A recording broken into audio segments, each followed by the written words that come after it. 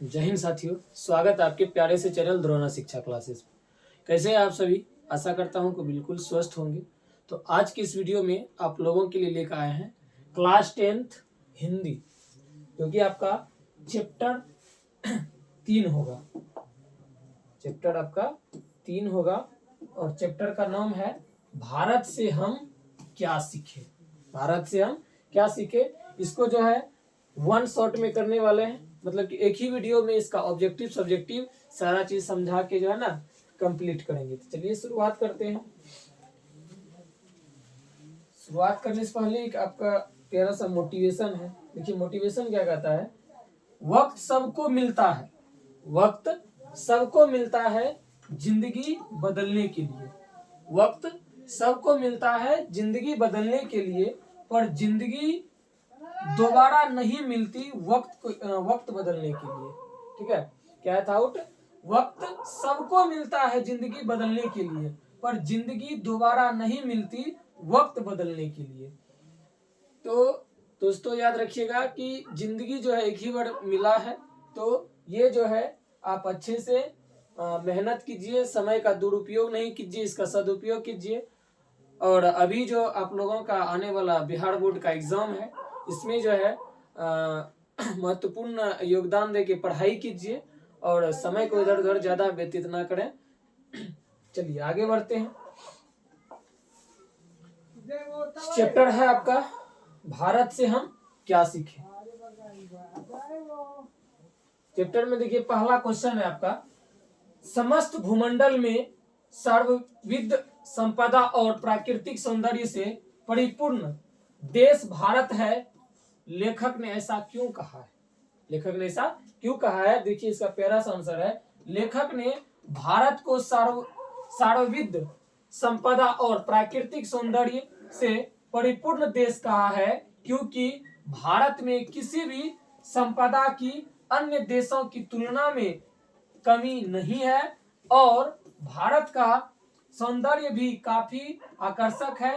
यहाँ की नदियां, पर्वत एवं हरे भरे खेत लोगों को अपनी ओर आकर्षित करते हैं। हमारे भारत में जो है यहाँ पर नदियां हैं और सबसे सौंदर्य दृश्य जो होता है हमारे भारत के जो है ये खेती सब का होता है। जहाँ गांव सब में जो खेत होता है एकदम पूरा हरा भरा दिखाई देता है, तो ये बहुत ही सुंदर ये दिखता है। तो इस प्रकार से इस क्वेश्चन का आंसर जो है आप लोग बिल्कुल आसानी से लिख सकते हैं।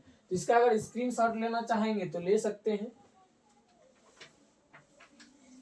चलिए आगे बढ़ते हैं।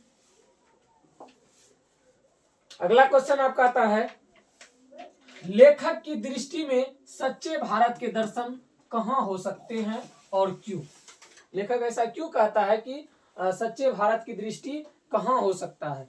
तो आंसर देखिए क्या है कि लेखक मैक्स मुलर के अनुसार सच्चे भारत का दर्शन ग्रामीण इलाके में हो सकते हैं। कहाँ पे? ग्रामीण इलाके में, जहाँ गांव है, जहाँ छोटा छोटा घर है, कहता ना कि मुंबई, दिल्ली, कोलकाता जैसे शहरों में, क्योंकि भारत की असली संस्कृति ग्रामीण में ही निहित है।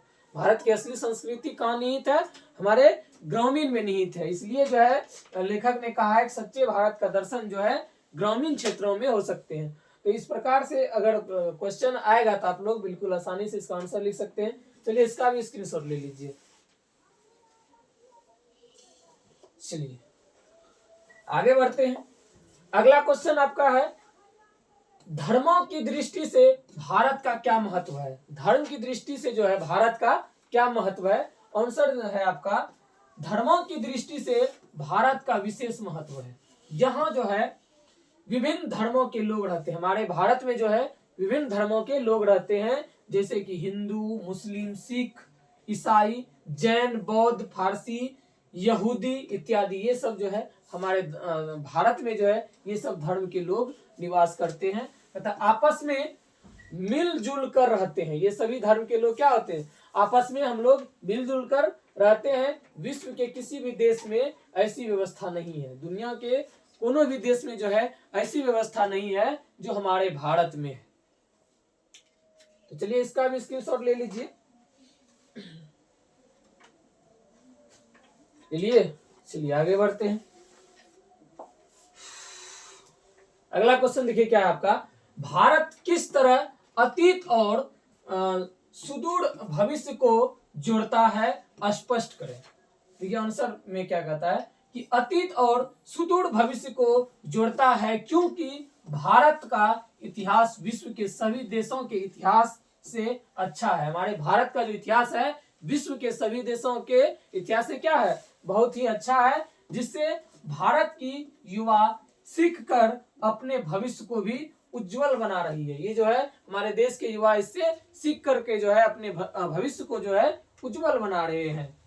तो इसका भी आप स्क्रीनशॉट ले लीजिए।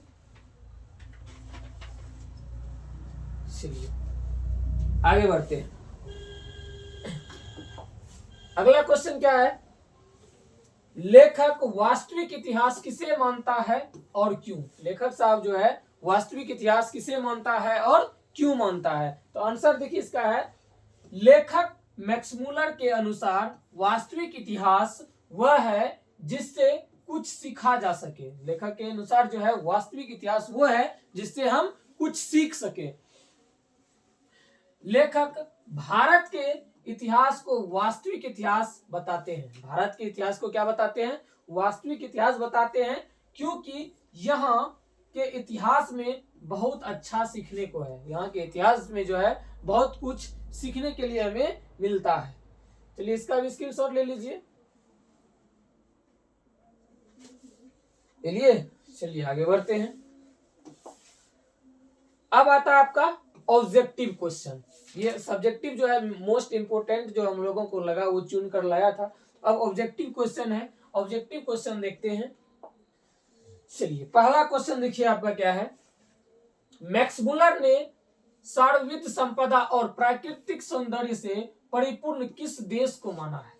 किस देश को जो है परिपूर्ण माना है, तो याद रखिएगा भारत को माना है। किसको माना है, भारत को। ऑप्शन नंबर इसका क्या हो जाएगा, सी हो जाएगा। नेक्स्ट क्वेश्चन पे चलते हैं। नेक्स्ट क्वेश्चन है आपका, मेघदूत का जर्मन पद्यानुवाद किसने किया था। मेघदूत का जो है जर्मन पद्यानुवाद किसने किया था, तो याद रखिएगा इसका जो पद्यान अनुवाद किया था वो मैक्समूलर साहब ने किया था। कौन किया था, मैक्समूलर ने किया था। ऑप्शन नंबर ए इसका सही हो जाएगा। अगले क्वेश्चन पे चलते हैं। कहता है मैक्समूलर का जन्म आधुनिक जर्मनी के किस नगर में हुआ था। मैक्समूलर का जन्म जो है आधुनिक जर्मनी के किस नगर में हुआ था, तो वो था आपका डेसाऊ। कहां पे, डेसाऊ में हुआ था। ऑप्शन नंबर इसका ए सही हो जाएगा। चलिए अगले क्वेश्चन पे चलते हैं। कहता है भारत किसकी भूमि है। हमारे भारत जो है ये किसकी भूमि है, तो याद रखिएगा भारत जो है ब्राह्मण या वैदिक धर्म की भूमि है। किसका है, ब्राह्मण या वैदिक धर्म की भूमि है। ऑप्शन नंबर बी इसका सही हो जाएगा। अगला क्वेश्चन है आपका, वाराणसी के पास दारिस नामक सोने के सिक्कों से भरा घड़ा किसे मिला था। सोनों से जो है भरा सिक्का किससे मिला था, तो इसका आपका आंसर हो जाएगा वारन हेस्टिंग्स। किसको मिला था, वारन हेस्टिंग्स को मिला था। ऑप्शन नंबर सी इसका सही हो जाएगा। चलिए अगला क्वेश्चन देखिए क्या है, कितने वर्ष की उम्र में लिपजिंग विश्वविद्यालय में मैक्समूलर ने संस्कृत का अध्ययन आरंभ कर दिया था। वो जो उम्र था मैक्समूलर का वो 18 वर्ष की उम्र में जो है उन्होंने संस्कृत का अध्ययन आरंभ कर दिया था। कहां पे, लिपजिंग विश्वविद्यालय में। ठीक है, चलिए अगला क्वेश्चन आपका आता है, हकर्स क्या थे। हकर्स जो है ये क्या थे, तो हकर्स जो था वो वनस्पति वैज्ञानिक था। कौन था, वनस्पति वैज्ञानिक था। चलिए अगला क्वेश्चन आता है, निरिवंश विद्या का संबंध किससे है। निरिवंश विद्या का संबंध किससे है, तो ऑप्शन में है खगोल विज्ञान से, मानव विज्ञान से, वनस्पति विज्ञान से और भूगर्भ विज्ञान से। तो याद रखिएगा कि निर्वंश का जो संबंध था वो मानव विज्ञान से था। किससे था, मानव विज्ञान से। ऑप्शन नंबर बी इसका सही हो जाएगा। नेक्स्ट क्वेश्चन पे चलते हैं। क्वेश्चन आपका, यूनान व रोम के संपूर्ण साहित्य से कहीं अधिक विशाल है। यूनान व रोम के संपूर्ण साहित्य से कहीं अधिक विशाल क्या है, वो आपका है संस्कृत भाषा और साहित्य। क्या है? संस्कृत भाषा और साहित्य। ऑप्शन नंबर ए इसका बिल्कुल राइट हो जाएगा। चलिए अगले क्वेश्चन पे चलते हैं। अगला क्वेश्चन आपका आता है, स्वामी विवेकानंद ने वेदांतियों का भी वेदांती किसे कहा है? स्वामी विवेकानंद जी ने जो है वेदांतियों का वेदांती किसे कहा है? तो याद रखिएगा उन्हें मैक्स मूलर को कहा है। किसको कहा है? मैक्स मूलर को जो है वेदांतियों का भी वेदांती कहा है। चलिए आगे बढ़ते हैं। अगला क्वेश्चन आपका आता है, हितोपदेश का जर्मन भाषा में अनुवाद किसने प्रकाशित किया था? हितोपदेश का जो है जर्मन भाषा में अनुवाद किसने प्रकाशित किया था? तो आपका ऑप्शन में है गांधी जी ने, गुणाकार मूल्य ने, मैक्स मूलर ने, अमरकांत ने। तो इसका जो अनुवाद किया था वो मैक्स मूलर ने किया था। किसने किया था? मैक्स मूलर ने। ऑप्शन नंबर सी इसका सही हो जाएगा। चलिए अगला क्वेश्चन आपका आता है, उगते हुए सूरज का देश किसे कहा जाता है?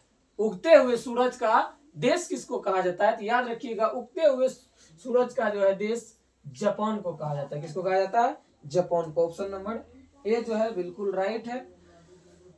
उसके बाद अगला क्वेश्चन आता है, मैक्स मूलर ने कालिदास की किस पुस्तक का जर्मन भाषा में अनुवाद किया था? मैक्स मूलर ने जो है कालिदास का किस पुस्तक का जर्मन भाषा में अनुवाद किया था? तो याद रखिएगा मेघदूत का किया था। किसका? मेघदूत का। ऑप्शन नंबर सी इसका हो जाएगा। अगला क्वेश्चन आता है, मैक्स मूलर का जन्म कब हुआ था? मैक्स मूलर का जो है जन्म कब हुआ था? तो याद रखिएगा मैक्स मूलर का जन्म हुआ था 1823 ईस्वी में। कब? 1823 ईस्वी में हुआ था मैक्स मूलर का जन्म। अगला क्वेश्चन आपका है, सर विलियम जोन्स समुद्री यात्रा करते हुए भारत कब पहुंचे थे? सर विलियम जो है जोन्स समुद्री यात्रा करते हुए हमारे भारत में कब पहुंचे थे? तो याद रखिएगा 1783 ईस्वी में पहुंचे थे। कब? 1783 ईस्वी में जो है वो भारत पहुंचे थे। अगला क्वेश्चन आपका, भारत से हम क्या सीखें क्या है? ये जो लिखा गया है तीसरा चैप्टर, भारत से हम क्या सीखे, ये क्या है? तो ये एक प्रकार का भाषण है। क्या है? भाषण है। ऑप्शन नंबर सी इसका सही हो जाएगा। चलिए अगला क्वेश्चन आपका, मैक्स मूलर के अनुसार सच्चे भारत का दर्शन कहाँ हो सकते हैं? मैक्स मूलर साहब के अनुसार जो है सच्चे भारत का दर्शन कहाँ हो सकते हैं? तो याद रखिएगा सच्चे भारत का दर्शन आपका ग्रामीण भारत में हो सकते हैं, मतलब कि ग्रामीण समाज में हो सकते हैं। ऑप्शन नंबर इसका जो है क्या हो जाएगा? सी हो जाएगा। अगला क्वेश्चन आता है, प्लेटो और कांट थे महान, मतलब प्लेटो और कांट जो है किसमें महान थे? तो याद रखिएगा वो दार्शनिक में महान थे। क्या थे? महान दार्शनिक थे वो। अगला क्वेश्चन आता है, 10वीं 11वीं सदी से किस रचना ने भारत यूरोप के बीच व्यापार संबंध के बारे में बताया था? किसने बताया था? तो ऑप्शन में आपका है अकबरनामा, उसके बाद शाहनामा, उसके बाद है पज्ञावत, डी नंबर में है रामचरित मास। तो इसका ऑप्शन आपका बी नंबर सही हो जाएगा, शाहनामा। ठीक है, चलिए आगे बढ़ते हैं। अगला क्वेश्चन है, स्वामी विवेकानंद ने वेदांतियों का वेदांती किसे कहा? ये क्वेश्चन दोबारा रिपीट हो रहा है, तो किसको कहा था? तो मैक्स मूलर को कहा था। ठीक है, ऑप्शन नंबर सी इसका सही हो जाएगा। अगला क्वेश्चन है, भारत कहाँ बसता है? हमारा भारत जो है कहाँ बसता है? तो हमारा भारत गांवों में बसता है। कहाँ पे बसता है? गांवों में बसता है। ऑप्शन नंबर बी इसका सही हो जाएगा। अगला क्वेश्चन है आपका, फ्रेडरिक मैक्स मूलर किस पाठ के रचयिता है? फ्रेडरिक मैक्स मूलर जो है किस पाठ के रचयिता है? तो भारत से हम क्या सीखे के रचयिता है फ्रेडरिक मैक्स मूलर। चलिए अगला क्वेश्चन है, भारत से हम क्या सीखे के लेखक कौन है? अभी वही क्वेश्चन था, वो थोड़ा सा उल्टा था। तो भारत से हम क्या सीखे के लेखक कौन है? तो वो मैक्स मूलर साहब है। कौन है? Max Muller. Option number B इसका सही हो जाएगा। नेक्स्ट क्वेश्चन है, मैक्स मूलर के पिता का क्या नाम था? मैक्स मूलर के पिता का क्या नाम था? तो मैक्स मूलर के पिता का नाम था विलहेल्म मूलर। क्या नाम था? Wilhelm Muller. Option number C इसका सही हो जाएगा। अगला क्वेश्चन आता है, रानी विक्टोरिया ने मैक्स मूलर को किस उपाधि के लिए बुलाया था? रानी विक्टोरिया ने जो है मैक्स मूलर को किस उपाधि के लिए बुलाया था? तो वो था नाइट। क्या था? नाइट उपाधि थी। ठीक है, चलिए अगला क्वेश्चन आता है आपका, मैक्स मुलर ने विश्व की सबसे प्राचीन भाषा कौन सी भाषा को कहा है? मैक्स मुलर ने जो है सबसे प्राचीन, प्राचीन मतलब सबसे पुराना भाषा किसको कहा है? तो संस्कृत को कहा है। किसको कहा है? संस्कृत को कहा है। ऑप्शन नंबर सी इसका बिल्कुल राइट हो जाएगा। नेक्स्ट क्वेश्चन आता है आपका, भारत की प्राचीनतम भाषा कौन सी है? हमारे भारत की जो है प्राचीनतम यानी कि सबसे पुरानी भाषा कौन सी है? तो वो हमारा संस्कृत है। क्या है? संस्कृत भाषा है। ठीक है, तो ऑप्शन नंबर सी इसका सही हो जाएगा। चलिए, तो द एंड हो गया इस चैप्टर से, जो है जो भी इम्पोर्टेंट क्वेश्चन था आप लोगों को हमने कराया। तो बहुत बहुत धन्यवाद इस वीडियो को पूरा देखने के लिए, और अच्छा लगा तो वीडियो को लाइक कर दीजिए, और कमेंट में भी जरूर बताइएगा कि ये 27 ऑब्जेक्टिव जो हमने अभी कराया इसमें आप लोगों ने कितना सही किया।